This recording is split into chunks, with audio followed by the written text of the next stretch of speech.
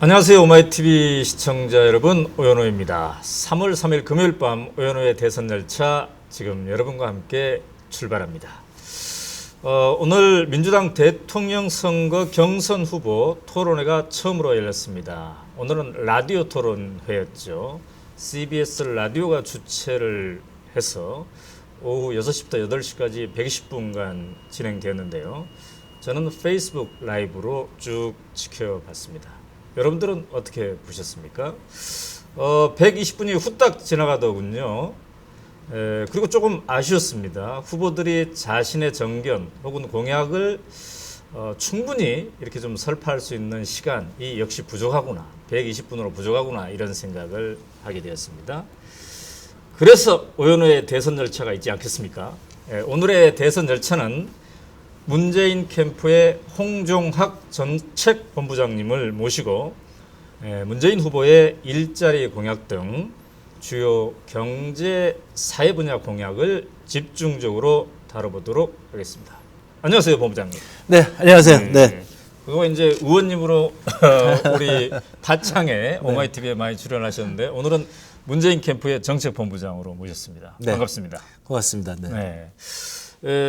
오마이TV에 자주 오셨죠? 그동안? 네네, 자주 왔습니다. 네. 덕분에 뭐 저희가 저희 정책 알릴 수 있어서 참 뭐 고맙습니다. 네. 오늘 이제 라디오 토론회도 좀 지켜보셨겠죠? 네네. 저희가 뭐 그 대표님 이제 그 네. 원고 같은 거 저희가 준비해드리고 그래가지고 네. 저희가 예상 문제도 또 뽑고요. 그래서 이제 얼마나 예상 맞췄나. 잘 맞췄습니까? 아, 많이 맞췄습니다. 네. 우리 오, 능력 있는 캠프네요. 이미 뭐 다른 후보님들이 네. 그 신문지사항을 통해서 비판한 게 있었기 때문에 네. 그래서 이제 그런 것들에 대해서 이런 질문이 나올 거라고 저희가 이제 준비를 했었죠. 그렇군요. 네. 자, 4명의 후보 중에 오늘 토론한 첫 번째 토론인데 네. 누가 제일 득을 많이 본 것 같습니까? 아무래도 우리 지금 문재인 후보께서 네. 이제 그 사람들에게 네네네. 확실하게 인상을 심어주지 않았나 싶고요. 네. 그러니까 뭐 사실은 뭐 저희 캠프에 있는 사람들은 뭐 네. 다 알고 있는데 굉장히 토론을 잘하실 거다. 네. 뭐 걱정 안 해도 된다. 뭐 이렇게 알고 있었지만 네. 그 지금 뭐 그동안 이런저런 이유로 뭐 우리 캠프가 뭐 토론을 회피한다 뭐 이렇게 네. 돼가지고 자신이 없는 거 아니냐 뭐 그런 얘기가 있었잖아요. 그래서 네. 그렇지 뭐 혹시 그런 그 정보를 받고 계신 분들한테는 네. 그거 아니네 뭐 이런 느낌을 주지 않았을까 해서 저도 잘 지켜봤는데 상당히 선방하신 것 같아요. 아니 네. 뭐 굉장히 잘하세요 워낙. 네. 근데 이제 제가 볼 때 오늘의 최대 수혜자는 최성 시장이지 않을까? 막 실검 1위까지 오르고 최성이라는 사람이 누구지? 민주당 경선 후보에 저런 사람이 있었나? 네, 이렇게. 그렇죠. 네. 그리고 또 상당히 바른 소리를 막 오늘 많이 하기도 하고. 네네. 이거 원래 저는 이제 오늘 딱 보니까 너무 좋잖아요. 네. 우리 민주당에 네네네. 이렇게 좋으신 분들이 많다는 게 이렇게 보여졌고요. 최성 의원님 같은 경우에는 특히 이제 잘 안 알려졌는데 네. 오늘 뭐 다들 말씀 얼마나들 잘하세요. 시원시원하게들 얘기하시고 네.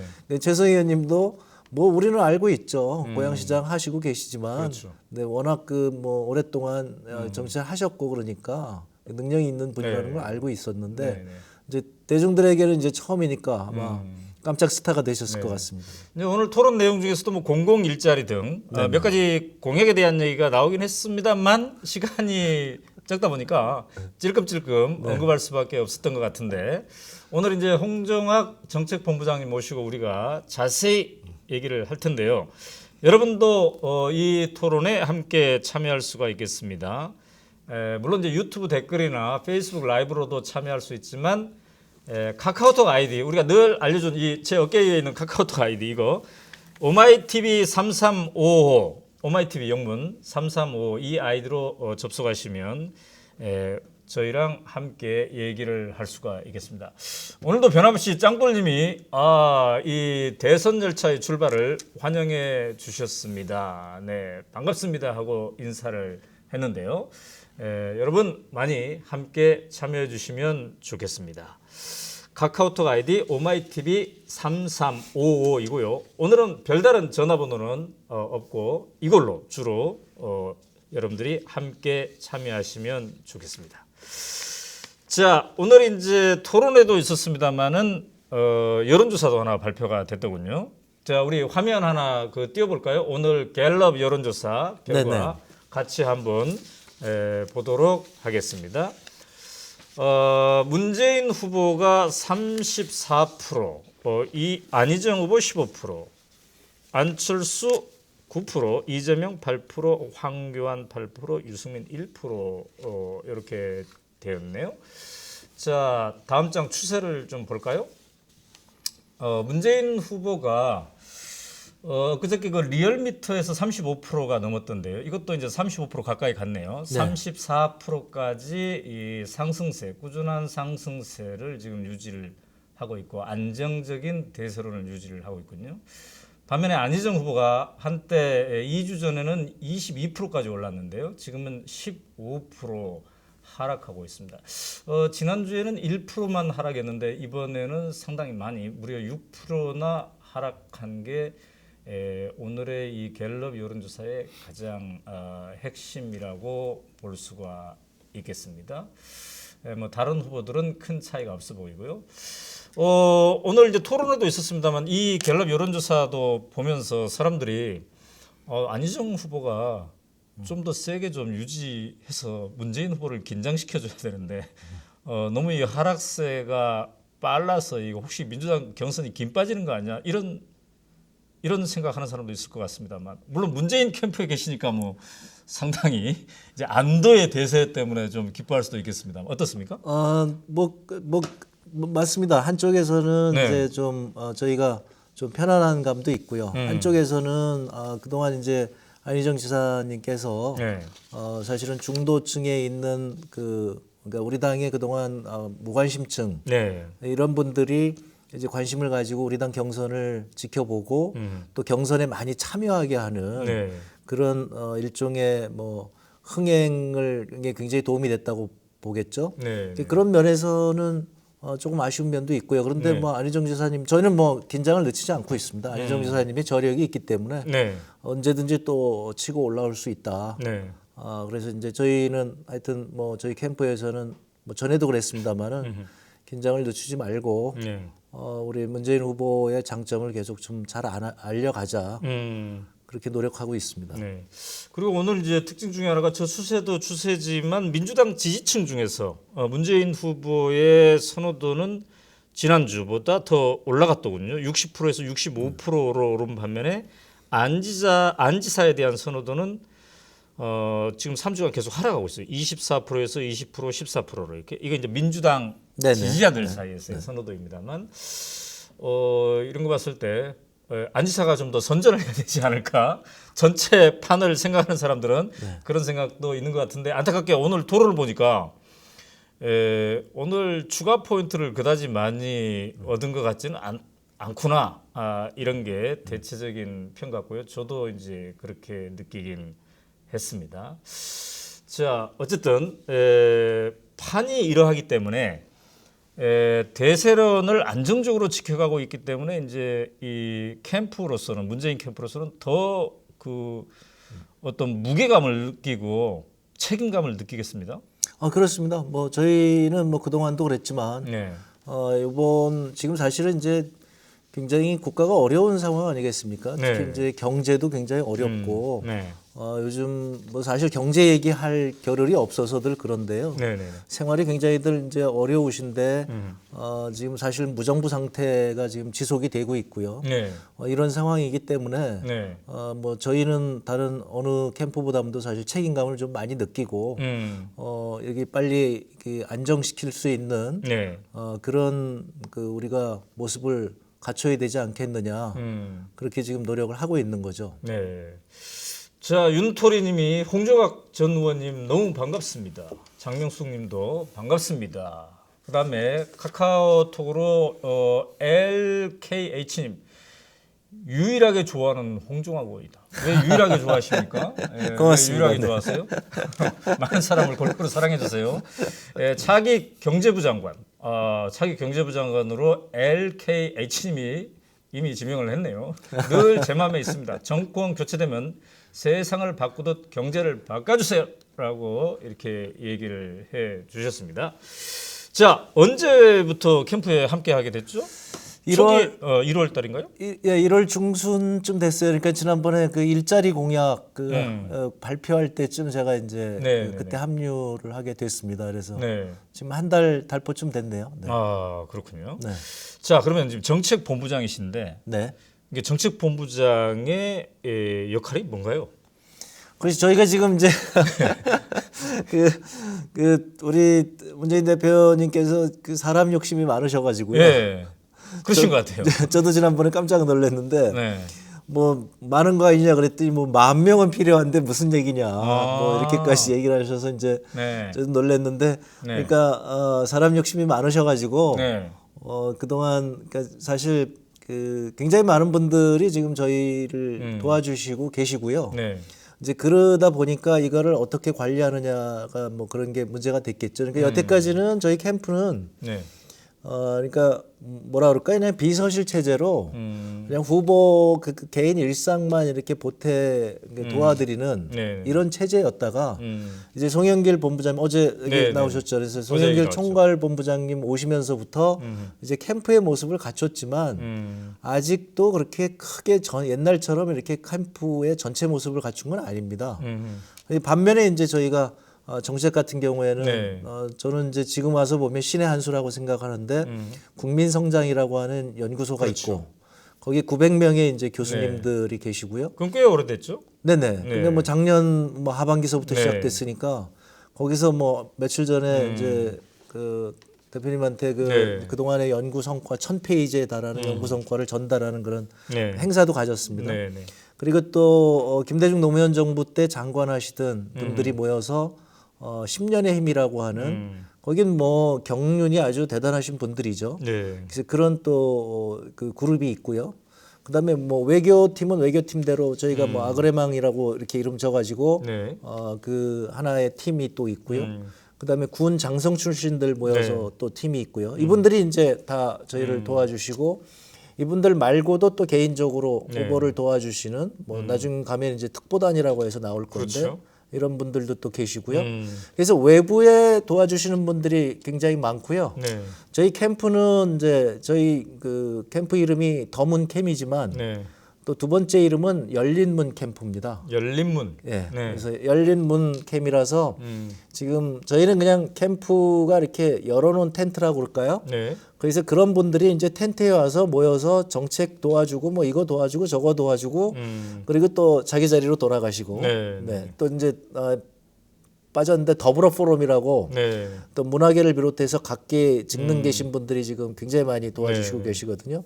그러니까 저희 캠프는 이렇게 그 열려 있고 그런 분들이 필요할 때마다 와서 이제 도와주고 가시고 뭐 이런 상황이라고 보시면 될 것 같습니다. 그럼 정책본부장의 역할은 이제 그렇게 수천 명의 이른바 문재인을 사랑하는 사람들이 함께 모여서 뭔가 정책을 곳곳에서 올라올 텐데 그거를 종합해서 총괄하고 그런 역할입니까? 그렇게 저는 이제 항상 얘기하기 저는 그냥 뭐라 그러냐 포장하는 사람.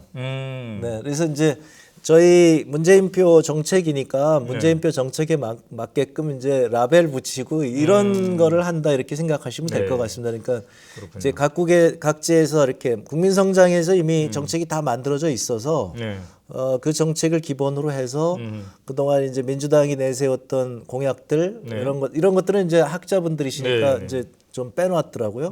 최근 국회에서 이슈가 되는 것들, 뭐 이런 것들에 그다음에 개인적으로 예를 들면 10년의 힘에서 그동안의 경륜에서 이런 건 꼭 필요하다. 뭐 이렇게 해서 이제 그 이제 작품이 하나의 정책이 만들어지면 그러면 저희는 이제 그거를 그 후보 스타일로 이렇게 포장해서 후보하고 상의해 갖고 이제 그 발표한다. 이렇게 보시면 될 것 같습니다. 그렇군요. 근데 주로 이제 경제학자시니까 그 경제 정책을 중심으로 합니까? 아니면 전반적인 정책을? 다른 정책들도 다 저는 포장이니까요. 그래서 그렇군요. 그래서 정무적 판단을 약간 해가지고 정무적 판단은 또 제가 하는 게 아니고 그것도 정무팀이 있습니다. 그래서 정무팀까지 와서 이런 거는 정무적으로 이렇게 포장해야 된다고 얘기하면 저희는 이제 그거에 맞춰서 이제 내놓는다 이렇게 보시면 될 것 같습니다. 엘라킴님 열린 문캠 이름 좋네 이렇게 얘기했어요. 네네네 좋습니다. 자 지금 한 가지 더 말씀드리면요. 그러니까 저희가 그렇게 될 수밖에 없는 게 이제 지금 당의 의원님들 다 결합을 안 하셨는데요. 네. 이제 당의 의원님들 결합을 해야 되고요. 네. 그리고 이제 만약에 저희가 경선에서 승리를 하게 되면 그러면 다른 캠프에 계신 분들 그렇죠. 오늘 이제 그 후보께서도 그 네. 토론에서 말씀하셨는데 네. 다른 캠프에 있는 인재들도 들어와야 되니까 네. 그런 것까지 지금 다 생각해서 아예 열린 문으로 이렇게 지금 그런 구상으로 이렇게 하고 있는 겁니다. 나중에 네. 그런 문제가 없도록. 네. 자, 근데 지금까지 이제 나온 정책 여러 가지 정책이 있어요. 네. 특히 경제 정책 중에 이제 일자리를 되게 강조하시더라고요. 네네. 네, 문재인 후보가. 그래서 논란도 되고 또 강조도 되고 이러는데 문재인의 일자리 공약을 서너 개의 키워드로 요약한다면 뭐라고 얘기할 수 있어요? 가장 중요한 거는요. 네. 국가가 도대체 하는 일이 뭐냐, 대통령이 하는 일이 무엇이냐. 네. 이 국가가 해야 되는 일이 일자리를 만드는 거고 대통령이 하는 일이 일자리를 만드는 일이다. 이게 그 우리 그 문재인 후보의 가장 큰 그 네. 철학이자 의지입니다. 그래서 제가 옆에서 이렇게 보면 굉장히 안타까워 하시는 거예요. 2012년에도 본인은 네. 일자리 대통령이 되겠다고 얘기를 했다. 그랬는데 이제 낙선을 해가지고 네. 박근혜 정부에서 한다고 해서 엄청난 돈을 뭐 72조를 일자리 예산이라고 썼다고 하는데 네. 실제로는 지금 100만 명이 넘는 그렇죠. 그런 실업자가 있고 지금 청년 실업률은 뭐 일부 통계에 의하면 민간 통계에 의하면 뭐 체감 실업률은 34%다. 네. 뭐 공식 통계도 지금 한 10% 가까이 되고요. 이런 상황에 대해서 사실상 너무나 가슴 아파하시고 그래서 이번에 정말 대통령이 된다면 일자리만큼은 내가 꼭 하겠다. 네. 그래서 그런 의지가 그냥 저희가 옆에서 보면 끌어 넘치는데 문제는 이걸 이제 대중들에게 어떻게 알리느냐. 정말 그렇죠. 이분은 진실되게 이런 일을 할 사람이라는 걸 어떻게 알리 그런 게 이제 힘들었고요. 네. 그래서 저희가 생각한 것은 뭐 그게 이제 후보께서 이렇게 얘기하셨는데 나는 정말 매일처럼 일자리만 생각하고 그 대통령 일을 하고 싶다 해서 네. 일자리 현황판을 집무실에다 달겠다. 지금 실업자가 도대체 몇 명이고 네. 그다음에 내가 집권한 다음에 실업률이 줄어드는지 몇 명이나 내가 일자리를 만드는지 네. 이런 걸 매일같이 보겠다. 네. 그다음에 일자리 위원회를 그 대통령 직속으로 만들어서 본인이 매달 이걸 챙기겠다. 네. 그 매일같이 그 청와대는 이런 것만 이렇게 그 생각하면서 네. 일자리를 만들어야 되지 않겠느냐. 그래서 저희가 생각하는 가장 중요한 정책은 고용 영향 평가제입니다. 모든 정부의 정책이라든가 예산이라든가 모든 활동에 대해서 고용 영향 평가를 하겠다는 것이죠. 그러니까 환경 영향 평가, 교통 영향 평가 이런 게 있듯이 네. 고용 네. 영향 평가를 하겠다. 네. 어떤 정책을 할 때. 지금 실제로 그렇게 하고 있는데요. 이게 각 부서에서 자기네가 일자리 만든다고 예산을 엄청나게 가져가는데 네. 실제로 그래서 몇 개를 만들었냐 도대체. 이런 건 제대로 안 돼 있으니까 아주 네. 그거를 체계적으로 관리해서 예산을 썼으면 그 예산이 일자리를 몇 개 만들었고 네. 지금 예를 들면 재벌들에게 엄청나게 세금을 많이 깎아주는데 그 명목은 일자리를 만든다고 깎아주는 겁니다. 네. 근데 진짜로 재벌들에게 일자리를 몇 개 만들었느냐? 예를 들면 박근혜 정부 때 그게 아주 저희가 그 아주 충격적인 거였는데요. 네. 외국인 투자 초측법이라고 그래가지고 그 법만 통과시켜 주면 그게 공정거래법의 근본을 재벌 규제의 근본을 깨는 법이거든요. 네. 지주회사에 아주 예외를 만들어 주는 건데 그거를 깨주면 그 법을 만들어 주면 16,000개 일자리가 생긴다고 그랬습니다. 네. 그래서 우여곡절 끝에 저희가 반대했지만 결국 통과됐는데 네. 나중에 보니까 뭐 일자리는 뭐 100개가 만들어졌네 뭐 지금 이러고 있는 거거든요. 네.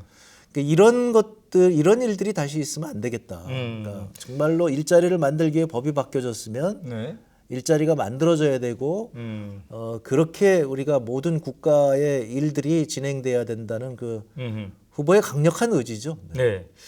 여러분은 지금 대선 열차 홍종학 문재인 캠프 정책본부장님 모시고 문재인 후보의 경제 사회정책 분야 공약에 대해서 얘기를 나눠보고 있습니다. 카카오 아이디로 유상욱 씨가 홍 의원님 기재부 장관으로 강추합니다. 네, 문 후보님 반드시 당선 부탁합니다. 이렇게 얘기를 해놨거든요. 자, 근데 공공 일자리 81만 개 창출을 얘기했어요. 네네. 이제 길게 얘기할 수는 없고 짧게 얘기하면 어떻게 해서 81만 개를 만들겠다는 건가요? 공공 일자리를? 공공 일자리 그게 이제 오해가 좀 있었는데요. 네. 공공 일자리 81만 개를 만드니까 무슨 공무원 공화국을 만들겠다냐는 뭐 이런 얘기인데요. 공무원 실제로 느는 일자리는 지금 저희가 한 17만 개 정도 잡고 있습니다. 네. 근데 이 중에서 일반인들이 알고 있는 일반 공무원은 한 명도 없고요. 네. 지금 이제 굉장히 우리 서비스가 부족하다고는 경찰, 그다음에 그 소방, 그다음에 복지 전문 공무원들, 복지 전담 공무원, 그다음에 이제 저희가 국방을 강화하면서 우리 부사관들을 직업군인으로 하겠다.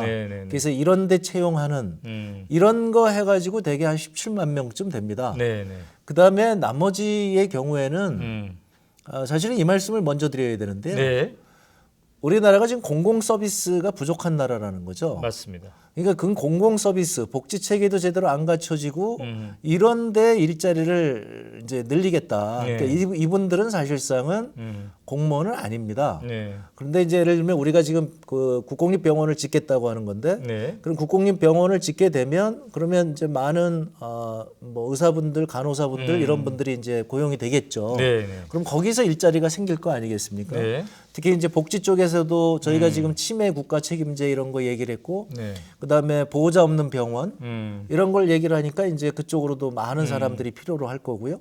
그러니까 이런 것들을 이제 통틀어서 한 70만 개 정도의 저희가 일자리가 나올 것이다. 이렇게 저희가 이제 그가 세부적으로는 다 지금 돼 있습니다. 이제 돼 있는데 그런 식으로 해서 이제 얘기를 했는데요. 근본적으로 이런 겁니다. 그러니까 이제 아까 말씀드린 대로 우리가 공공 서비스가 부족 국가라고 얘기를 하는데요. OECD 평균적으로 보면 이 공공 부분의 일자리가 전체 일자리의 21%쯤 되거든요. 그죠? 21.3%인데 우리나라는 지금 7.6%라고 얘기를 하고 있고요. 그러니까 저희가 거기까지 OECD 평균을 바라보는 게 아니라 평균의 절반을 목표로 삼은 겁니다. 그러면 한 3% 정도 올려보자. 얘기를 들어보니까 스위스 같은 나라가 4년 동안 4%를 올린 경험이 있더라고요. 그럼 우리는 5년이 기간이니까 5년 동안 3%는 늘릴 수 있을 거 아니겠느냐? 그리고 한 2, 3년 지나면 저희 총 일자리 개수가 한 2,700만 개라고 합니다. 그래서 2,700만 곱하기 3을 하니까 한 81만 개 정도 3% 늘리면 그렇게 저희가 목표를 삼았습니다. 그래서 부족한 공공 서비스에 그런 것들을 이렇게 채워나가는 정책이다 이렇게 보시면 되겠습니다. 그러니까 이게 사실은 일자리 정책도 정책이지만 부족한 공공 서비스를 채워나가는 복지국가로 가기 위한 어떤 중요한 한 걸음을 걷는 것이다. 이렇게 생각해 주시면 될 것 같습니다. 저도 이제 방향 자체는 좋다고 생각합니다. 아까 이제 우리나라 공공 서비스 그 퍼센티지가 약 7.6% 정도 이렇게 된다고 그랬죠. OECD 평균은 2.1%. 21%. 21%. 근데 이제 1등이 덴마크더군요. 덴마크가 행복지수 1위의 나라이지 않습니까? 거기는 35% 정도 이렇게 되는 걸로 나오더군요. 거기에 비하면 우리는 엄청나게 이제 적은 퍼센티지를 차지하고 있는데요. 그런 거죠. 그러니까 북구가 대개 한 30%가 넘어가는데요. 이렇게 공공 서비스 일자리가 30%가 넘어가면 경기 변동이 별로 안 된답니다. 그렇죠. 이 30% 정도가 항상 안정적으로 일자리가 있으니까 월급을 받고 그러니까 안정적으로 소비가 일어나는 거죠. 확실한 내수 그런 거죠. 그러니까 뭐 이게 이제 일반인들의 입장에서는 좀 기분이 나쁠 수도 있지만 하여튼 공무원들이 이게 이제 안정적인 일자리다 보니 이런 안정적인 일자리가 많아지게 되면 경제도 훨씬 더 안정이 된다. 그게 이제 북구 복지국가의 복지국가를 갔더니 경제도 오히려 안정이 된다는 굉장히 좋은 장점이거든요. 근데 이제 제가 그 세부 안을 조금 들여다봤더니 그 81만 개에 대해서 이제 새로 창출하는 일자리가 아까 이제 경찰, 소방, 공무원 등 한 21만 명 정도 된다고 했어요. 17만에서 21만 명 정도. 그럼 나머지는 어디서 오나 이렇게 봤더니 이제 만약에 민간 보육, 그러니까 정부에서 원래 해야 되는데 민간의 위탁해서 뭔가 하는 것들을 이제 정부에서 하는 걸로 이제 바꾸겠다는 이런 의미인 것 같아요. 꼭 그런 건 아니고요. 예를 들면 저희가 지금 국공립 어린이집을 예를 이제 해서 저희 목표는 전체 아동의 한 40%까지 네. 국공립 어린이집에서 이제 그 있었으면 좋겠다. 거기가 보육을 했으면 좋겠다는 건데요. 네. 가장 우선은 네. 현재 민간 어린이집이 그 제대로 잘 안 돼 있는 그다음에 국공립 어린이집도 없는 곳에 먼저 짓는 겁니다. 네. 그러니까 뭐 국공립 어린이집이 포화 상태인데다가 지면은 일단 뭐 문제가 되겠죠. 네. 근데 저희가 먼저 우선적으로 얘기하는 것은 네. 그렇게 포화 상태가 아닌 부족한 뭐부터 이제 국공립 어린이집을 지어 나가니까 그것은 틀림없이 새로운 일자리가 될 거고요. 네. 이제 그 지금 그게 약간 좀 애매하죠. 그러니까 예를 들어서 저희가 국공립 어린이집을 이렇게 졌는데 네. 그렇게 해서 민간의 어린이집이 이쪽으로 뭐 이제 온다거나 아니면 민간 네. 어린이집이 이걸 위탁해 가지고 뭐 이게 이제 이걸 민간 어린이집을 저희가 이제 공용으로 만들어서 이걸 한다거나 이렇게 됐을 때 이게 그냥 뭐 단순한 일자리를 바꾸는 거냐. 그렇죠. 근데 저희가 일자리를 창출한다고 그럴 때는 예를 들어서 지금 이제 조선소에서 일자리가 많이 없어지는데 네. 그 옆에다가 뭐 우리가 뭐 다른 뭐 지금 플랜트를 만드는 공장을 하나 세웠다. 네. 그걸 뭐 일자리 대체라고 얘기할 수 있을 것이냐. 네. 그래서 뭐 굳이 뭐 저희는 그런 구분은 짓지 않았습니다. 글쎄요. 아무튼 저희는 이렇게 공공 서비스 기관을 늘려서 거기서 일자리가 늘어나는데 얼마나 민간에서 올지는 저희가 네. 예측하기는 좀 어렵고 그래서 그거를 이제 숫자로 카운팅할 때는 좀 더 정교하게 생각해야 되겠구나 하는 생각도 들더군요. 그러니까 네, 민간에서 이미 하고 있는 것들을 공공에서 차지하는 걸 새로운 일자리 창출로 과연 볼 것이냐. 이제 이런 문제가 이제 있는 것 꼭 같아요. 그런 건 아닙니다. 그러니까 저희가 이제 치매 국가 책임제라든가 이런 것들은 완전히 새로운 거고요. 네. 예를 들면 보호자 없는 병원이라든가 이런 경우에는 보호자들이 그동안 이제 가서 네. 힘들게 있었던 건데 네. 그러다 보니까 이제 환자가 한 명 생기면 온 가족이 생활이 안 된다는 거 아닙니까? 네. 그 대신에 일자리가 만들어지는 거니까요. 네. 이런 것들에 대해서 뭐 이게 대체한다고 얘기하기는 좀 어려운 거죠. 그럼 상당히 네. 많은 부분은 저희는 새로 생기는 일자리로 보고요. 네. 네. 아니면 이제 민간에서 그동안 그 비정규직 일자리 이런 거였던 것들이 이제 정규직 좋은 일자리로 네. 되는 네. 네. 이런 효과들이 있는 건 그렇죠. 틀림없는 사실이죠. 네, 네. 자, 여러분은 지금 문재인 캠프의 홍종학 전 의원 현재 지금 캠프의 정책 본부장을 함께 하고 계십니다. 네, 박종우님, 홍종학 화이팅. 이분도 또 기재부장, 뭐 짰나요? 아까 저분도 기재부장관이던데. 공공 서비스 직장보다 창의적 일자리를 창의적으로 갖고 오는 이걸 만드는 게 중요하다 이런 말씀해 주셨군요. 사실 공공 서비스는 기존의 인력으로도 더 노력하고 키울 수도 있다고 봅니다. 이런 의견도 주셨고요. 안재훈님, 오호 문재인 캠프 홍종학 의원이시네. 아까 어떤 분이 저분 누구세요라고 물어보니까 이렇게 했던 것 같아요. 엘라 김님, 홍종학님 경제 브레인이심. 저 홍종학님께 예전에 후원했음. 후원했어요? 의원이실 때. 감사합니다. 정말 잘한 일 중에 하나였음. 그렇군요. 이따 전화도 한번 해보세요. 카카오톡으로 한번 이렇게 사랑하신 분이라면은. 네. 자, 근데 뉴스에 이제 문재인 캠프가 공공 일자리를 81만 개 만든다 이렇게 하니까 사람들이 딱 언뜻 들을 때는 공무원을 81만 개를 늘리나? 뭐 이렇게도 생각할 수 있지 않겠어요? 네네네. 네, 그죠? 네, 아까 말씀드린 대로 그게 아니다. 일반 공무원 늘리는 게 아니다. 네. 근데 이제 경찰, 소방공무원 이것도 공무원은 공무원이니까. 공무원은 공무원이지만 이제 꼭 필요한 공무원들이거든요. 그 소방공무원이 지금 뭐 과로해서 굉장히 힘든 건 다들 알고 계시고요. 네. 이게 경찰도요. 지금 우리나라 경찰들이 사실은 이제 대민 서비스 기관인데 우리나라는 지금 그런 걸 못 느끼니까 그렇죠. 경찰은 뭐 이렇게 와가지고 딱지나 뛰는 사람으로 자꾸 알고 있거든요. 네.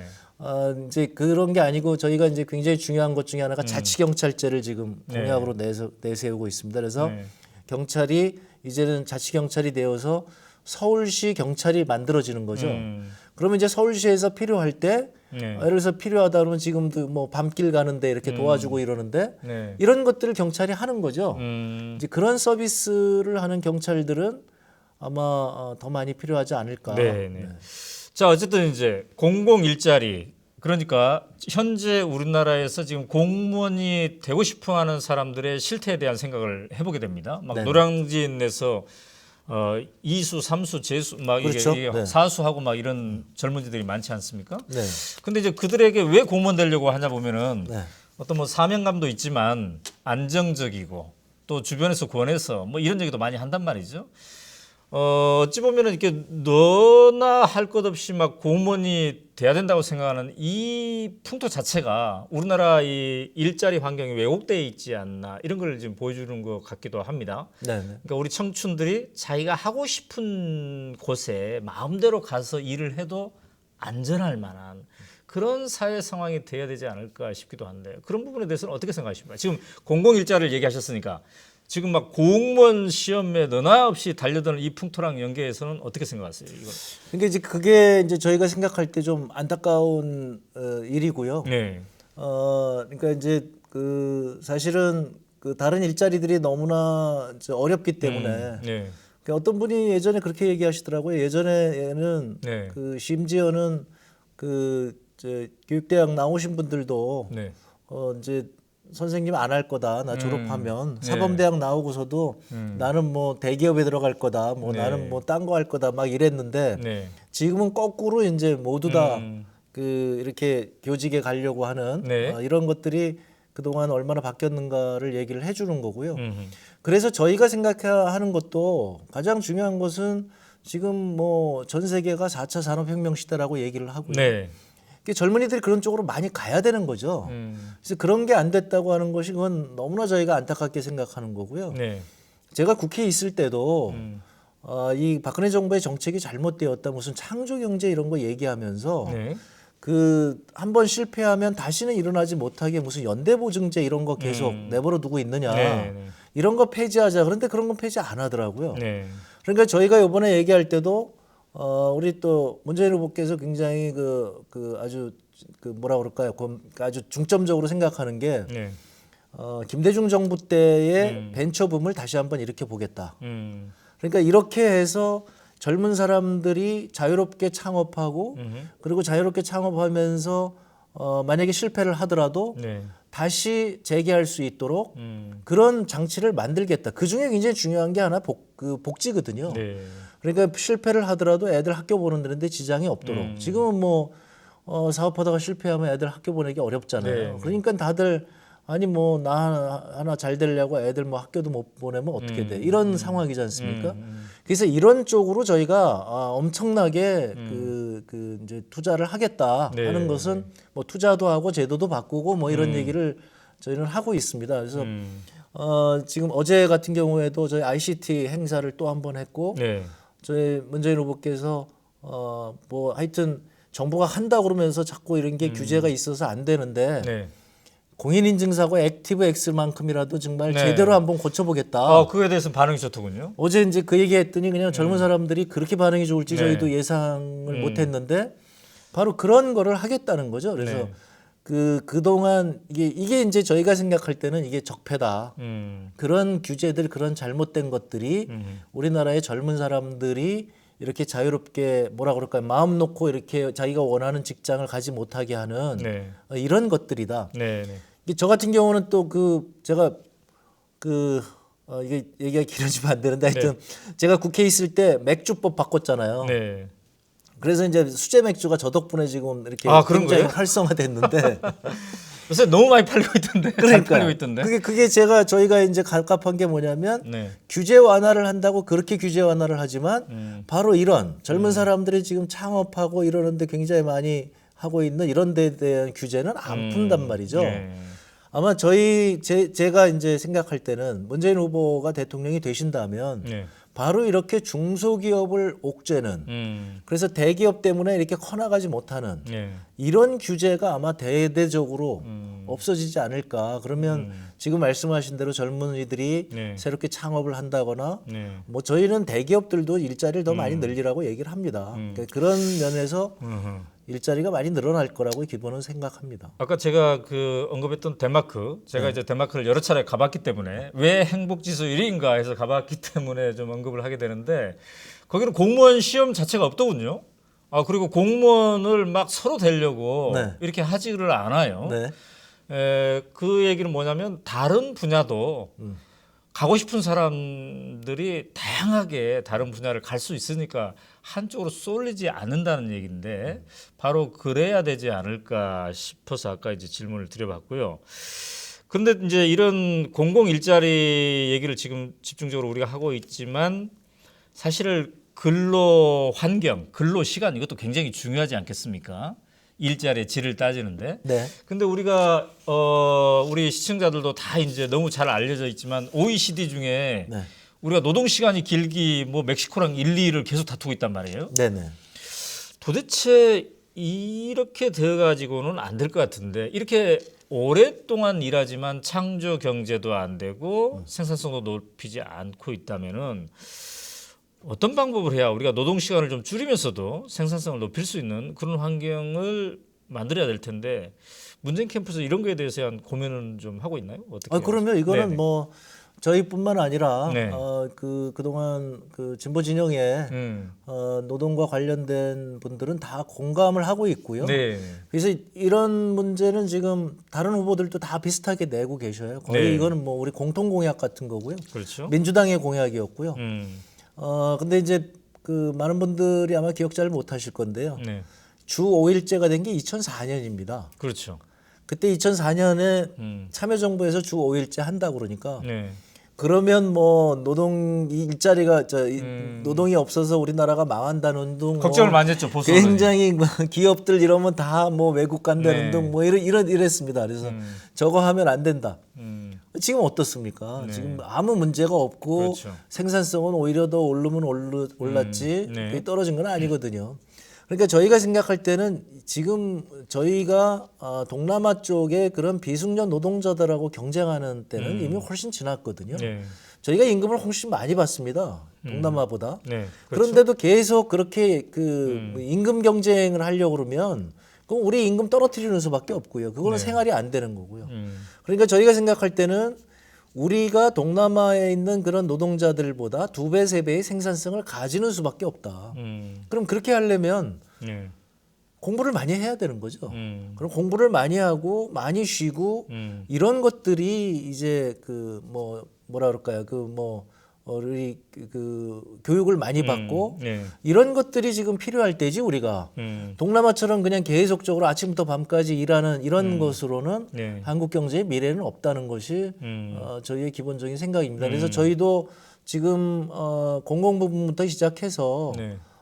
지금 이제 일자리도 중요하지만 근로 시간도 단축을 하고 민간 부분에서도 근로 시간을 좀 단축해야 된다. 네. 이거는 또 뭐하고 연결이 돼 있냐면 저출산하고도 연결이 돼 있습니다. 그러니까 애 키우기 힘드니까 네. 그렇죠. 그래서 이제 저희가 얘기하는 것이 이제는 애를 키우는데 엄마만 키우는 것이 아니라 아빠랑 같이 키워야 되고 국가가 함께 키워야 되고 그래서 저희가 지금 얘기하는 것은 뭐냐면 유연 근로제라고 그래서 네. 애가 그 어느 정도 클 때까지는 엄마나 아빠나 자기가 원하는 시간에 네. 출근하고 퇴근해서 애를 볼 수 있는 이런 것들을 얘기하는 건데요. 네. 그러니까 이런 것들이 근로 시간을 줄이면서 일과 가정을 병립하게 하고 네. 생산성도 높이는 방향이다. 음. 저희는 그렇게 생각을 하는 거죠. 네. 근데 이제 지금 저출산 문제를 얘기를 하셨는데 이게 역대 정권에서 계속 얘기를 했어요. 네. 계속 얘기를 했음에도 불구하고 뚜렷한 효과가 나타나지 않는단 말이죠. 네. 문재인 후보가 이제 대통령이 되면 이 문제에 대해서 심각하게 생각할 수밖에 없을 테인데 기존 역대 정부에서 계속 실패했던 것을 반복하지 않을 만한 뭔가 좀 대안, 물론 이게 뭐 짧은 시기에 나올 수는 없을 거라고 생각합니다만 고심을 하고 있겠습니다. 어떻습니까? 그렇습니다. 이거는 네. 뭐 가장 중요한 일이고요. 네. 저는 개인적으로 굉장히 그 뼈 아팠던 경험인데 2014년도에 네. 신혼부부에게 집 한 채를라고 하는 그 포럼을 만들고 저희 당에서 대대적으로 저희가 네. 그걸 추진했었는데요. 그때 새누리당이 그 반대했고요. 네. 제가 그 다음 날 조선일보 일면 탑에 나왔습니다. 그래서 네. 네. 지금이 때가 어느 때인데 이런 그 공짜 네. 집을 한 채씩 나눠준다는 거예요. 아니 이 공공임대주택을 준다는 건데 그렇게 매도를 했는데 그때 보수 신문들이 그 다음날 아침 사설에 전부 그거를 그 매도하는 걸 보고 제가 굉장히 가슴이 아팠습니다. 이분들은 우리나라가 지금 얼마나 심각한 상황인지를 잘 모르시는구나. 이거는 지금 보수 진보의 문제가 아니고 국가 전망의 문제가 걸린 것이고 네. 저출산 문제로 이 집값이 너무 비싸다 보니 결혼한 사람들이 결혼할 엄두를 못 내는데 네. 그거를 해결해 주자는 그런 정책적 제안에 대해서 저렇게 매도를 하는 걸 보고 네. 참 그야말로 슬펐습니다. 이게 우리나라의 수준이구나. 우리 보수 신문들은 네. 국가의 미래에 대해서는 고민하지 않는구나. 음. 그리고 나서 한 2년 지났더니 이제 박근혜 정부에서도 그 비슷한 거 한다고 네. 얘기를 하고 그다음에 보수 언론에서도 계속 뭐 저출산 대책 돈은 그렇게 쓰는데 어디 갔느냐 이렇게 얘기를 하지 않습니까? 네. 저희는 충분히 이게 체계적으로 바로 이렇게 이런 문제를 해결을 해준다고 한다면 네. 가장 중요한 게 주택이고요. 그다음에 보육 아니겠습니까? 네. 그러니까 지금 보육 공약들 많이 내놓고 있는데 그런 것들이 이렇게 주택과 보육 그다음에 교육까지 그다음에 그렇게 보육하면서 직장을 계속 엄마가 유지할 수 있게 이렇게 일 가정 양립이 되는 이런 것들이 체계적으로 만들어질 때 네. 비로소 이제 마음 놓고 결혼하고 마음 놓고 출산할 수 있을 거라고 이렇게 저희는 생각을 하는 거죠. 네. 얼마 전에 우석훈 박사님이 어느 방송에서 얘기하는 걸 제가 들었는데요. 네. 프랑스에서 프랑스는 지금 저출산의 대표적인 국가였다가 네. 출산율이 지금 2.0이 넘어갔거든요. 네. 뭐 때문에 하여튼 뭐 때문에 그랬느냐를 찾아보니까 못 찾는 데입니다. 음. 하도 정책을 많이 해서. 그러니까 그렇게 네. 온 국가가 나서서 정책을 하다 보면 네. 출산율이 높아지는 거 아니겠느냐. 하여튼 저희는 만약에 집권을 하게 된다면 네. 문재인 후보는 지금 굉장히 많은 정책을 여기에 집중을 할 거고요. 저희가 아직 그런 주택이나 복지 정책 아직 발표 안 했는데요. 네. 지금 아주 특별한 주문을 내놓고 계십니다. 네. 신혼부부들에 대해서는 하여튼 철두철미한 그 정책을 발표를 해서 네. 정말로 이 문제를 해결할 수 있도록 하자고 저희가 저한테 네. 지금 네. 그 명령을 내리셔서 기대를 해보겠습니다. 여러분은 지금 홍종학 문재인 캠프 정책 본부장님과 함께 오연호의 대선 열차 함께하고 있습니다. 뒤늦게 들어온 분은 오연호의 대선 열차가 뭐지 그러는데 이거 오마이TV의 새로 만든 프로그램입니다. 우리가 늘 오전과 오후에만 장윤선의 팟짱과 박정호의 현장 본색으로 생중계를 해왔는데 저희가 대선을 맞이해서 오연호의 대선 열차 이거를 밤에도 지금 생방송 프로그램을 만들어서 함께 하고 있습니다. 자, 오늘 이제 TV 토론은 아니고 라디오 토론이었어요. 이거를 네. 보면서 여러 가지 이슈들을 주고받았는데 우리 댓글에도 오늘 그 TV 토론 라디오 토론 본 얘기 지금 여러분들도 하고 계시는 것 같은데요. 그 중에 이제 이재명 후보가 지속적으로 문재인 후보한테 도대체 재벌 개혁에 대한 뭐 의지가 있느냐 없느냐, 네. 왜 법인세 안 올리느냐 이렇게 막 물어봤단 말이죠. 네. 사실 이재명 후보의 그 질문의 핵심은 여러 가지 복지 제도를 하려면 공공 일자리를 포함해서 예산이 필요할 텐데 돈이 필요할 텐데 그럼 어딘가 돈이 나와야 되고 증세를 해야 되는데 그 증세의 여러 가지 방법 중에 재벌들 큰 기업들로부터 법인세도 받아야 되지 않느냐 왜 그걸 후순위에 놓느냐 그러던데 그때 문재인 후보가 이제 시간이 없기 때문에 자세히는 못 얘기했는데 어떻습니까? 이 법인세 재벌 개혁 연관돼 있는 포션인데 관련돼 있는 건데. 네. 의지가 별로 없다고 이재명 후보가 자꾸 공격하니까 의지가 있는 겁니까 없는 겁니까? 이제 재벌 개혁부터 말씀을 드리면요. 네. 재벌 개혁은 쉬운 일은 아니죠. 그렇죠. 그래서 이제 쉬운 일이 아니기 때문에 이것은 정말 의지가 있어야 되는 건데요. 제가 생각할 때 사실상 문재인 후보만큼 의지가 있는 사람을 찾기는 힘들지 않을까 하는 생각이고요. 네. 그 인권 변호사 출신이라 굉장히 올곧으세요. 네. 그러니까 예를 들면 재벌 개혁의 핵심 중에 하나가 저렇게 재벌 총수들을 잘못했을 때 감옥에 보내느냐 못 보내느냐 이런 문제인데 이런 문제에 대해서는 뭐 조금의 그 협상의 여지가 없는 네. 그런 분이죠. 법 앞에 만인은 평등하다. 이게 그런 면에서도 가장 그러니까 재벌 개혁이 저는 그 가장 잘 될 수 있는 후보라고 생각을 하고요. 마찬가지로 지금 재벌들의 문제가 법을 안 지키는 거거든요. 네. 예를 들면 이런 겁니다. 삼성은 노동조합이 없어요. 네. 근데 노동조합을 결성하는 것은 노동의 굉장히 중요한 헌법적 권리거든요. 네. 네. 근데 삼성이 그동안 한 걸 보면 온갖 편법을 쓰고 협박, 뭐 회유 이런 걸 해가지고 노동조합 만들려고 그러면 그걸 가서 이게 그 불법적인 방법으로 그걸 지금 무산시키고 이런단 말이죠. 네. 이걸 만약에 법만 제대로 지킨다고 하면 삼성의 임원들은 그렇게 지시 내린 분들은 다 처벌을 받았겠죠. 네. 그럼 오늘의 삼성이 저렇게 있지는 않을 겁니다. 네. 그런데 바로 이런 문제 때문에 그런데 저는 그런 문제를 가장 잘 해낼 분은 문재인 후보라고 생각을 하고요. 네.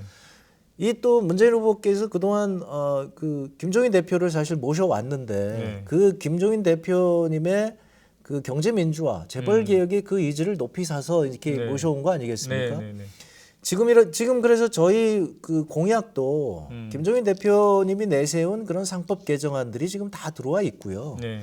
그다음에 저희가 다 분석을 해보니까 지금 한국 재벌의 문제가 가장 심각한 것은 전체 30개 재벌, 뭐 60개 재벌의 문제가 아니라 4대 재벌의 문제다. 네. 4대 재벌로 지금 다 몰렸습니다. 나머지 재벌들은 사실 지금 좀 거의 부실화되어서 네.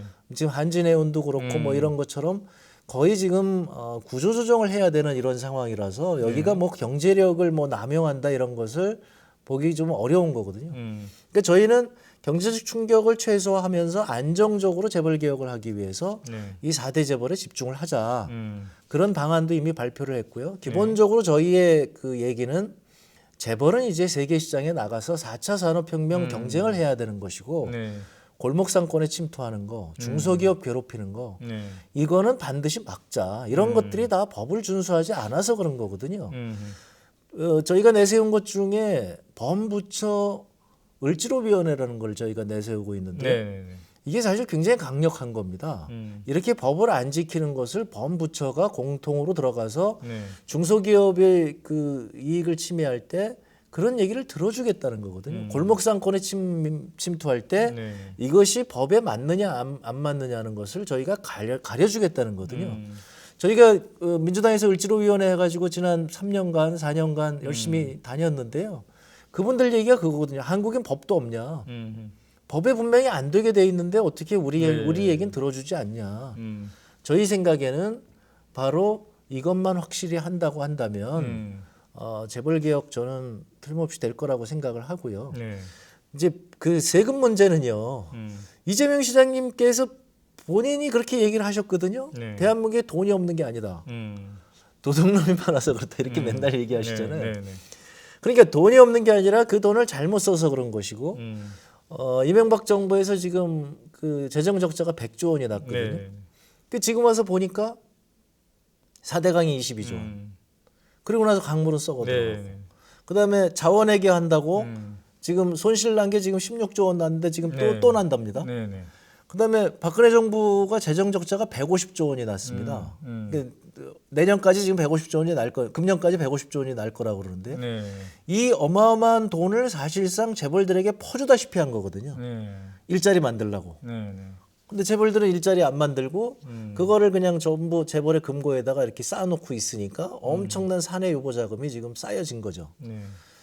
저는 근본적으로는 해봐야 되겠지만 돈이 모자른다고 생각하지는 않습니다. 그런데 그렇게 해서 경제가 잘 돌아가고 저희가 얘기하는 것처럼 국민 성장이 되어서 그래서 소비가 되고 이렇게 돌아가게 되면 세금도 많이 거칠 거지만 그렇게도 부족하면 세금을 뭐 올린다고 저희는 이미 얘기했고요. 네. 그러면 이제 소득세 지금 불균등도가 심하니까 소득세를 고소득층 올리겠다. 네. 그다음에 상속세, 증여세 이런 거 올리겠다. 그다음에 자산세 올리겠다. 그리고 비과세 감면 이런 거 재벌들에게 돌아가는 거 이런 거 줄이겠다. 뭐 사실 그거는 제가 제일 열심히 했습니다. 그래서 많이 됐는데 네. 그리고서 이제 그래도 모자르면 법인세도 네. 올리겠다 이렇게 얘기했는데요. 법인세 문제는 왜 그러냐면 일반인이 생각할 때는 네. 자기 이제 찬성률이 굉장히 높습니다만 기업들 입장에서는 이게 법인세가 외국하고의 일종의 경쟁 상태이기 때문에 이제 재계에서 그런 거에 대해서 이거는 조금 뭐라 그럴까요? 그러니까 좀 이렇게 하면은 기업들이 외국으로 나갈 가능성이 굉장히 높다.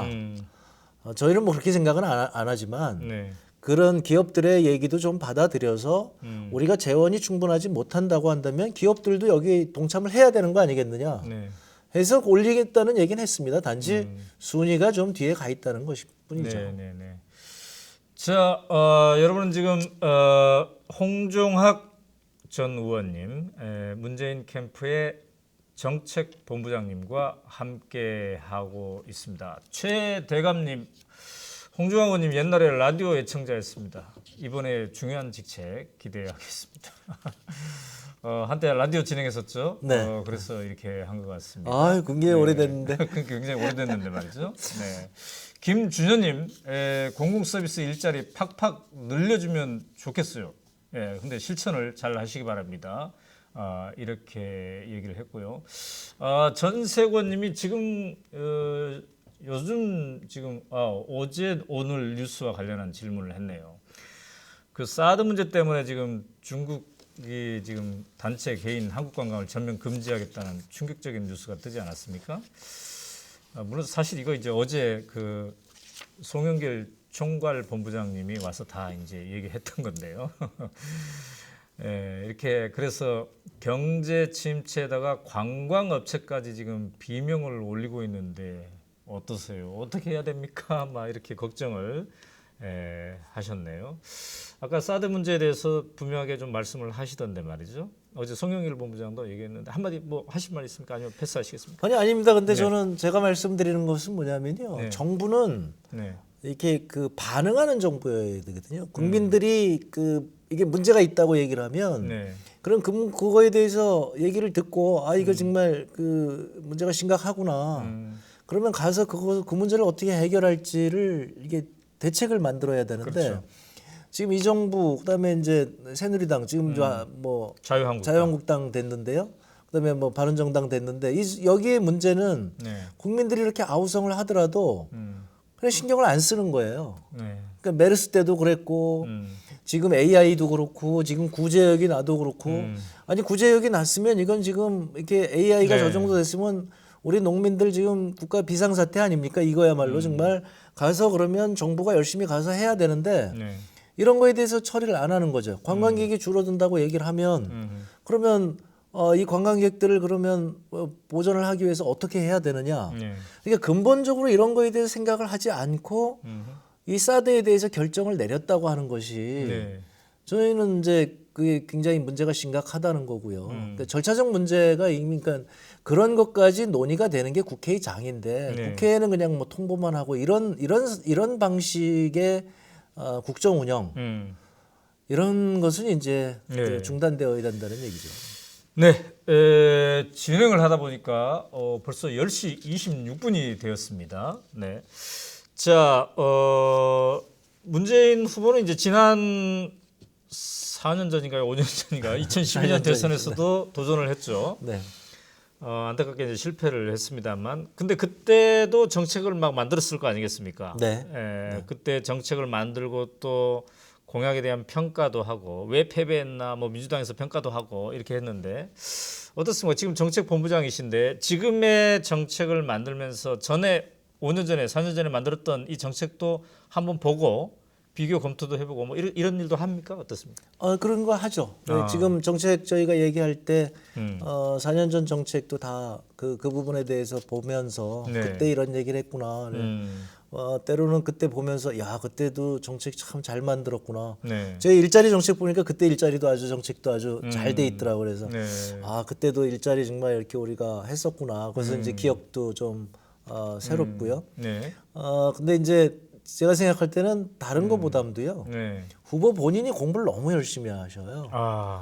그러니까 그때 아마 그 경험이 있어서 그러셨는지 그건 모르겠지만 당 대표 할 때도 보면 공부를 너무 많이 하시고요.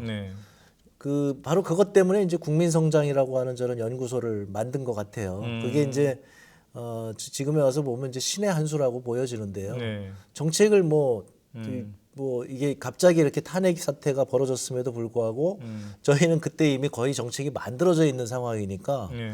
이제 그런 신의 한 수인데 그러니까 후보 본인이 너무나 열심히 공부를 하니까 저는 차이가 있다고 한다면 지금 저희가 발표하는 공약은 네. 이건 정말 문재인의 공약이다. 문재인표 공약이다. 하나하나의 공약이 문재인의 의지와 철학이 들어간 공약이다. 이런 생각이 들어가는 거죠. 공부가 제대로 된 채 만들어진 공약이다. 그런 거죠. 이제 그 4년 전만 하더라도 아무래도 이제 네. 그냥 공약을 너무 이렇게 그 뭐라 그럴까요? 좀 급조한다고 그럴까요? 뭐 그런 건 아니지만 그렇게 돼요. 다른 거는 이제 또 하나는 민주당이 힘이 굉장히 실력이 좋아진 거죠. 네. 저희가 4년 동안 열심히 노력을 했고 그래서 정책적으로 많이 준비가 돼 있고 네. 그래서 지금 저희가 이제 참고하는 것도 지난 총선의 민주당의 공약 저희가 이제 을지로위원회 같은 거 하면서 현장에 가서 느끼는 그런 현장의 목소리 네. 이런 것들이 이제 공약에 담겼기 때문에 네.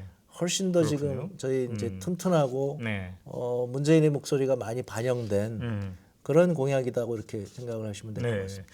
자, 얼마 전에 이제 심상정 정의당 후보가 여기에 왔을 때 노동이 있는 민주주의, 노동이 있는 헌법 이게 절실하다. 이제 정의당 후보답게 이렇게 얘기를 했단 말이죠. 네네. 사실 우리나라의 노조 조직률이 10%밖에 안 됩니다. 네. 그래서 걱정하는 사람들이 많아요. 네. 이제 오바마 대통령 같은 경우에는 노조 조직률이 미국도 우리랑 비슷하지 않습니까? 네. 이게 공동체가 파괴되고 있다는 징조다 이렇게 얘기하면서 미국 국민들에게 여러분 제발 노조에 좀 가입해 주세요 이렇게 얘기하지 않았습니까? 근데 우리나라가 이렇게까지 노조 조직률이 낮고 이 얘기가 다시 얘기하면 직장에서 노동자들이 주인 역할을 못 한다는 건데요. 네. 이런 날을 개선하기 위해서는 어떻게 해야 될까요? 문재인 후보도 대통령 되면 여러분 노조에 가입하세요 이렇게 얘기할 수 있을까요? 있어야 된다고 저는 보는데. 그 노조에 가입하는 것뿐만 아니라요. 네. 저희가 지금 노동이사제를 지금 공약으로 내놨습니다. 네. 경영 참여하는. 경영 참여하는 거죠. 네. 그러니까 그런 정도 된다면 그러니까 지금 뭐 노조에 가입 못하는 이유 중에 하나가 노조에 가입하면 탄압받고 뭐 이러니까 그 경영진들이 자꾸 싫어하고 승진할 때 이제 안 될까봐 이런 거 아니겠습니까? 근데 만약에 노조를 대표하는 사람이 경영에 참여한다고 한다면 저는 뭐 세상이 확 바뀔 거라고 생각이 들거든요. 그 부분 노동이사제는 크게 주목을 못 받았는데요. 이 네. 공약으로서. 네. 그 좀 소개한다면 어떤 겁니까? 그러니까 이거를 지금 사실은 이제 우리 박원순 시장님께서 그거는 이제 공공기업에서 부분에서 했죠. 네. 그러니까 거기서부터 저희도 시작을 하겠다는 거죠. 그건 뭐 이미 저희가 만약에 의지만 있다고 한다면 네. 할 수가 있는 거니까. 네. 그런데 이제 민간에도 바로 그런 것들이 공공부터 시작해서 네. 민간까지 그 문화가 이제 확산이 된다고 한다면 이제 우리나라도 그렇게 될 거 아니겠느냐. 그렇게 독일처럼 뭐 완전히 공동결정제까지는 가지 못한다고 할지라도 이제 이게 저희가 생각할 때 굉장히 중요하게 생각하는 게 지금 우리나라 경영진들의 문제는 특히 재벌 같은 경우에는 장부를 안 보여주겠다는 거거든요. 장부 보여주면 거기에 뭐 온갖 비리 나오고 이러니까 이제 그런 건데 이런 것들이 이제 우리나라 기업을 굉장히 부진적으로 만드는 거죠. 근데 그런 면에서 저는 우리 문재인 후보가 이건 후보께서 뭐 직접 재벌 개혁 얘기할 때 거기 이거는 꼭 넣어야 되겠다. 노동이사제는. 그것이 그러면 모든 기업에 그렇게 하겠다는 건가요? 아니면 덴마크나 이런 데처럼 뭐 35인 기업이 하되 권장을 하되 노조 스스로가 알아서 가든 말든 알아서 하겠다는 어떤 거예요? 뭐 일단은 저희 지금 현재는 이제 모든 기업한테 강제를 하려면 법을 바꿔야 되는 그렇죠. 거니까요. 그거는 쉽지 않은 건데요. 네. 그러니까 일단은 저희는 이제 유도하는 쪽으로 유도. 네. 그래서 이제 거기 그런 데 대해서 만약에 노동이사가 경영에 참여한다고 한다면 그 기업은 정말 투명한 기업이고. 근데 그게 유도한다고 될까요? 그러니까 덴마크처럼 법으로 아예 거기는 법이 있던데 35인 이상의 직원이 있으면 4년에 한 번씩 직선을 해서 직원 대표가 그 노동이사로 참여하게 뭐 이렇게 돼 있던데 우리가 만약에 문재인 후보 쪽의 공약이 법이 아니라 권유 정도라면 그 권유가 잘 될 거나요? 지금 이제 노조 단결권도 있는데 조합도 못 만들게 하는 데도 많은데. 근데 저희가 이제 그쪽으로 가야 된다는 거고 그거를 네. 달성하기 위해서 이제 다양한 방법을 강구를 해야 되겠죠. 네, 네. 근데 이제 또 하나 이제 저희가 강조하는 것은 뭐냐면 사회적 대타협을 강조하는 거거든요. 네. 그거는 이미 그 당대표 시절에 저희가 이제 공무원 연금 개혁을 하면서 그때 사실상 제가 생각할 때는 대한민국 최초의 이제 사회적 대타협이라고 생각을 하거든요. 네. 그때 이제 당사자들이 다 왔고 그렇게 해서 타협을 이루었는데 박근혜 대통령이 그걸 그냥 무력화시켜 버렸죠. 실조각으로 그냥 공무원 연금법만 그냥 딱 받아버리고 그 자기가 좋은 것만 딱 받고 거기에서 공무원 연금에서 남는 돈을 국민연금의 그 이제 20%를 국민연금 그 재정에다가 네. 보탠다. 이런 것들은 그냥 무시해버리고 휴지통에 버려서 사실은 그렇게 사회적 대타협을 무시한 결과 저는 오늘의 저런 사태가 왔다고 봅니다. 네, 네. 그렇게 이제 독재적인 발상으로 사회적 대타협 국회에서 그렇게 오랫동안 했는데 이렇게 됐거든요. 그러니까 문재인 후보 같은 경우에는 바로 그런 사회적 대타협의 정신을 굉장히 높이 평가하고요. 근데 그런 것들에 대해서 이제 아직까지 갈등이 굉장히 심하니까 그런 갈등을 풀어나가는 방법에 대해서 굉장히 지금 연구를 많이 하고요. 네. 그 일자리 같은 경우도 광주형 일자리를 굉장히 얘기를 많이 하셔요. 그 광주형 일자리가 뭐냐면 거기 지금 그 자동차 공장 같은데 임금이 비싸서 안 된다고 하니 그러면 노사 민정이 다 같이 모여서 합의를 해서 그 임금에 대해서 어느 정도 타협을 하자. 네. 그러면 기존과 다른 임금 체계 하에서 기업도 받아들이고 노동자도 받아들일 수 있는 그런 임금 체계 하에서 새롭게 공장이 만들어지고 고용이 늘어나는 그런 모델이 가능하지 않겠느냐. 이걸 이제 저희가 광주형 일자리 모형이라고 그래서 굉장히 강조하고 있는데요. 바로 이렇게 노조를 대화의 상대로 해서 사회적 대타협을 이루고 그런 사회적 대타협 기반 하에 저희는 이런 노동이사제를 확산시켜가고 이렇게 돼야 되지 않을까 싶습니다. 네. 지금 그 가장 존경하는 분이 프랭클린 루즈벨트 대통령이라고 그랬는데 네. 그 루즈벨트 대통령이 바로 대공황 이후에 취했던 정책이 바로 노조를 그 가입률을 높이는 정책이었거든요. 그렇죠. 그래서 거의 미국이 그때 35%까지 가다가 지금 뭐 떨어져서 우리나라하고 비슷한 비슷하죠, 수준, 지금. 10% 수준으로. 만약 이러면 어떨까요? 제가 생각한 발상인데, 그러니까 장애인 고용을 촉진하기 위해서 그러니까 일정 수, 뭐 100명인가요? 그 이상 되는 기업에서 장애인을 고용하지 않으면 벌금을 내고 있거든요. 지금 우리가 벌금을 내게 돼 있어요. 네네. 비슷하게 노동조합이 없는 회사는 네. 벌금을 내는 거예요. 그래서 그 벌금을 모아서 직장 공동체, 노조 공동체 이런 것들을 지원하는 기금으로 활용하는 그런 것도 괜찮지 않을까 저는 개인적으로 생각을 해봤습니다. 아니 저희는 그거는 뭐 그 하여튼 노동조합이 굉장히 중요하다는 거에 대해서 사회적 공감대를 자꾸 확산시켜 나가려고 저희는 노력을 하고 있습니다. 그러니까 이런 노동조합이 있어서 이렇게 그 노동자의 권리가 유지가 돼야 사실은 혁신 경제가 되는 거거든요. 자꾸 이렇게 노동자 쥐어짜 가지고 수익을 내려고 하는 이런 것들은 이제 좀 바뀌어야 된다는 거죠. 그래서 뭐 이 부분에 대해서는 사실은 이게 굉장히 힘든 일임은 틀림없는데. 자, 여러분은 지금 홍종학 전 의원 문재인 캠프 정책본부장님과 함께하고 있습니다. 원래 제가 10시 30분까지만 모시도록 약속을 했는데 죄송합니다. 지금 괜찮습니다. 질문이 지금 한 두세 개 남아 있어가지고 10분 정도 여러분 더 함께 하도록 하겠습니다.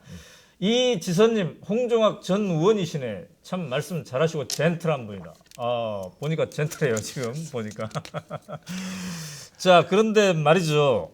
여러 가지 정책도 중요하겠지만 학부모님 입장에서 또 학생의 입장에서 제일 중요한 게 막 교육 정책 이러는데 지금 이제 언론이 여러 후보들의 교육 정책 중에서 안철수 후보의 학제 개편 잠깐 언론에 오르내렸어요. 물론 반론도 엄청 많았습니다. 그다음에 이제 남경필 후보의 사교육 금지하겠다 이런 것도 잠깐 주목을 받았는데 문재인 후보의 교육 정책 중에 지금 주목을 받은 게 언뜻 탁 지금 아직 안 잡히고 있는 것 같긴 한데 뭐 대학 개혁 이런 얘기 잠깐 나왔기도 하고. 아닙니다. 저희 아직 어떻습니까? 저희 아직 발표 발표를 안 했습니까? 안 했습니다. 네. 발표를 안 했나요? 언제쯤 그러면 이게 교육 개혁에 대한 거는 언제쯤? 저희는 지금 그 교육 정책은 네. 우리 혁신교육의 대명사이신 전 김상곤 교육감님께서 교육감님. 네, 김상곤 교육감님께서 지금 저희 선대위원장으로 와 계시거든요. 네. 선대위원장이 무려 5명. 그중에 아닙니다. 6명 됐어요? 오늘 김효석 위원님까지 포함이 돼서 몇 명이에요, 그러면? 네, 6명이고 6명이 됐습니다. 이제 계속 늘어날 겁니다. 그 원래 몇 명까지 가는 거예요? 뭐 정해져 있지는 않고요. 네. 그 지금 이제 이제 각 분야 뭐 이렇게. 그렇습니다. 네. 네. 그래서 이제 하고 있는데요. 네. 그 교육 정책은 우리 김상곤 교육감님께서 총괄하시고 지금 마무리 작업을 하고 계십니다. 그래서 이제 개봉 박두고요. 기대가 되네요. 한번 네. 모셔야 되겠는데 기대가 되는데 네. 대체로 이제 지금은 이제 내부 토론 중이겠군요. 그러면 아니 뭐 거의 다 지금 만들어져 있고요. 네. 이제 김상곤 교육감님께서 지금 이제 마무리 어느 정도로 발표할 것이냐 지금 이제 준비를 하고 있는 거고요. 네. 근데 하여튼 저희가 생각할 때는 현재의 교육 시스템은 이거는 잘못된 것이다. 이거 유지할 수 없다. 그래서 이번에 저희가 4차 산업혁명 얘기도 하면서 한국 교육 시스템은 그걸 못 쫓아가고 있다. 네. 그리고 그동안 우리 그 진보 교육감들께서 계속 그런 얘기를 많이 했거든요. 근데 그것이 이제 교육부가 이렇게 딱 규제를 해가지고 진보 교육감들을 뭐 움직이지 못하게 자꾸 규제하고 이러니까 그렇게 돼 있는데 제가 미리 말씀드리면 저희의 큰 원칙 중에 하나는 저희는 지방 분권을 굉장히 강조합니다. 그것도 이제 곧 발표가 될 건데요. 네. 그 지방 분권을 강조하면서 이제 아까 말씀드렸다시피 자치경찰제, 그다음에 굉장히 중요한 게 교육자치. 네. 그러니까 이제 그 아마 교육감님들의 그런 그 활동 영역이 훨씬 더 넓어질 거라고 생각하고요. 네. 그러니까 교육감님들이 그동안 그 뜻은 있었지만 규제 때문에 안 됐던 것들을 이제 훨씬 더 많이 발휘할 수 있을 거고요. 이번에 조희원 교육감님께서 아주 좋은 정책들을 발표를 하셨어요. 네. 그래서 이제 그런 정책도 저희가 참고를 하고 그래서 그 이런 방식의 교육은 더 이상 유지할 수 없다. 그다음에 이제 사교육비 문제는 이거는 또 경제적인 문제에서도 더 이상 이거 용납해서는 안 된다. 그러니까 또 이제 지금 자꾸 흑수저, 금수저 얘기가 나오는데 흑수저들이 그렇게 대학에 진학하고 좋은 뭐 하여튼 출세할 수 있는 길이 자꾸 막히는 거 아니냐. 이런 문제는 반드시 우리가 풀어야 된다. 그런 문제를 풀 수 있는 방법을 이제 조만간 발표를 할 겁니다. 자, 기대를 해보겠습니다. 김상곤 교육관님이 그 경기도 교육청에서 혁신학교를 맨 처음 하신 분이기 때문에 아마 큰 흐름이 그 기저를 타고 가지 않을까 이런 생각이 드는데요.